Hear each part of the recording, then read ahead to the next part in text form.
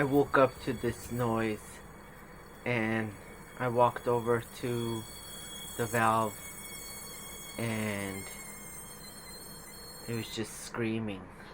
So I took some pictures. I wanted to get all kinds of angles so I could get something very similar, if not the same exact one, so I could match the wires to go to the same place. I set up this setup.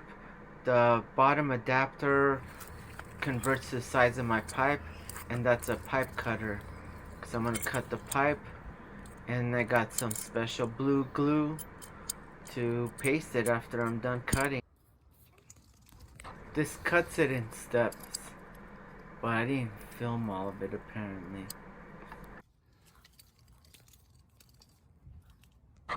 Yeah, I just put a little, but covered the inside completely, about a half an inch up, and that was it.